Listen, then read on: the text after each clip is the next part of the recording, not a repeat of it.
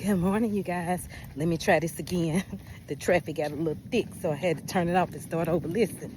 It's just something on my heart today. It's not really just churchy, Bible. It just was on my heart because I'm just thinking about the season of life that I'm in. We made a great big shift in our family. You know, we had hard hits in our marriage, and we just decided to start over. Sold our house, and we moved from Mississippi, Hattiesburg, Mississippi, and we moved to Texas. And we just needed a fresh start to see if a change of atmosphere and environment can kind of help us and push us in the right direction when it comes to the healing of some things that kind of occurred in our life, right?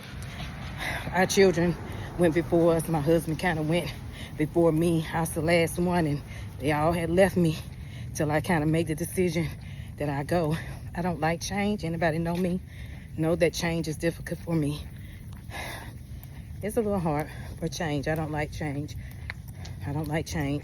I will stay there and I'll be loyal until I can't be loyal no more. I stay there. Good morning.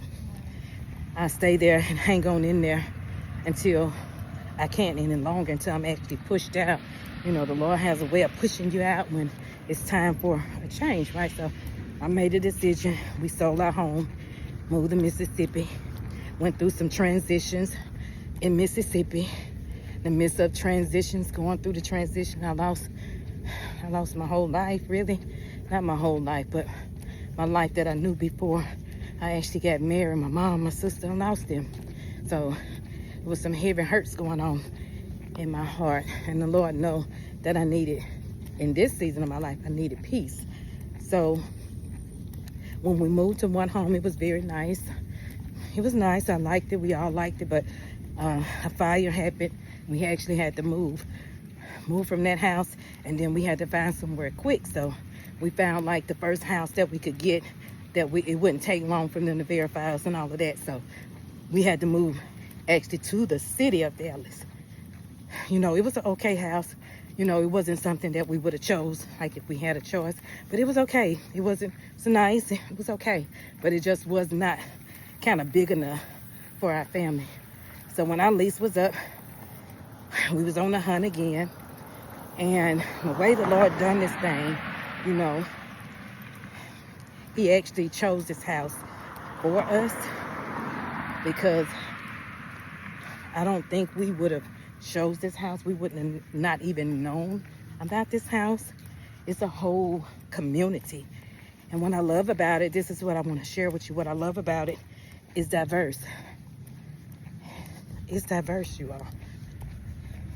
The whole community. Good morning, you all. Good morning. Good to see you again. It's very diverse. About 80% is Indian. The majority is Indian. Then we got Asians. We do have Chinese. We do have Caucasians. And we do have African American. And we do have that other ethnicity. You know the one I'm talking about. Like, I forgot the name of them. Somewhat like Russian. You know what I'm talking about. Those type. I'm sorry, not trying to be offensive, but it's another ethnicity as well here. It's just diverse is what I'm saying. And when we went on the look, especially myself, when I went to look, my main objective was my grandbabies, because they have started big school. So everything about them is counting now. No more daycare. They're in school. So I wanted to get them in a good school that will provide them with all the tools that they need to be successful in their little lives. So we had to look up, before I even looked at the house may have been beautiful. But when I went to look at the scores, to find out the scores of the school, that determined if I was going to even try to pursue. So when I did see this house, two things stuck out. The realtor stuck out. Benjamin, shout out to you, boy. Anyway, it was something about him. The Lord drew me to him. That's the first thing. And then after I saw him, I strolled on down past everything, even the price. I strolled on down to see the school district. This school district is a 10 out of 10. Very good school. And that means that Kalia, just because she's in the district, would be able to go to that school if they had room. But Kinsley is in pre-K, so she had to be accepted. So we had a lot of praying to do, and we had to pray that there were room for Leah. But one thing I like about Laura, she's about business. She takes care of her business when it comes to her babies, and she did everything early. So make a long story short, Kinsley was accepted and Kalia was accepted. And the thing is, in this neighborhood, it's a real nice neighborhood. I'm not bragging or nothing, because the Lord give it, the Lord take it away. That's not even my point today. I done been through so much in life. Bragging about this and that is just not in my heart. I'm just trying to breathe right now. It's not about that. I promise you it's not. But it is a nice neighborhood. It's a diverse neighborhood. It's just not African American. It's not just Caucasian and African American. It's every ethnicity that you can think about. It's even though we are African American, it is also Africans that's within in here as well, you know. So it's like, it's diverse, as I stated.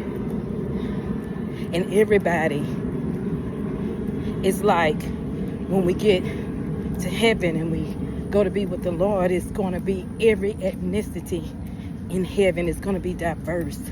So the Lord was like showing me, we have to be able to live heaven on earth, to know what it feels like to have Indian brothers and sisters and, you know, all these different ethnicities here, and have to be able to learn to live among them. Because with Indians, they're going to take off their shoes before they enter your house. That's their custom. So if you go to their house, you're going to have to take off your shoes. You got to do what the Romans do, you know. Even when they come to my house, they take off their shoes before they enter in, you know. That's not our custom, but it's their custom. It's some of our customs, you know. Some people, that they do that, and they make you take the shoes off, and even African American, make you take the shoes off before entering. So that's their custom. When I'm walking, I can tell who house is who, because the Indian's house, their shoes gonna be on the porch, lined up, right? I go to Chuckland, and I say, well, kind of know who stay there, right? Kind of, sort of. So my point is, sometimes the enemy will make you feel like you don't belong, that you don't deserve it, that you don't belong, because this is new for us. Yes, we've had nice, but we've not been in this type of atmosphere. This diversity, never that have in one community, every ethnicity that you can even think of. This is the first time for us. And I just had to tell my family, look, we didn't do this, God did it. God gave us the money, He gave us the credit, He gave everything that we needed, the movers to move us, the time off our jobs to get it done. He lined up everything that we needed to be here in this season. The Lord knew I needed peace in this season. I needed a shift in my atmosphere, because I will tell you, your environment and your atmosphere will shape you. It will put a handprint on you. And now the Lord is trying to get out that handprint. I need a new handprint. Like He said in Jeremiah, you know, what I made, it was marred in His hand, you know. I need to do it again. You know, he made this object out of clay, but it wasn't right. Had to go back to the potter's house and put the pot back on the potter's wheel. He had to put the clay back on the potter's wheel and do it again and make it again. And then He said, this time, that's what I'll come to tell you, somebody, this time, He had to put me back on the potter's wheel, and He had to kind of redo some things, reshape some things, undo some things, and do it again, so I can kind of find out who I really am without that handprint, that environment that I once had, all that pain back that I left It's a lot of pain that I left. Even though I incurred some pain here, it's a different kind of pain, right? It's a different kind of pain. You know, I incurred losses while I was here. Losses, but in other aspects of my life, I can feel the freedom. I can feel the reshaping. I can feel it, you all. And I had to tell my children, look, our babies is in the best possible school. This is new to them. This is new to us. But I had to tell them, look, we belong. They belong. They deserve to have the very best in schooling. We may not have had the very best, but they deserve it.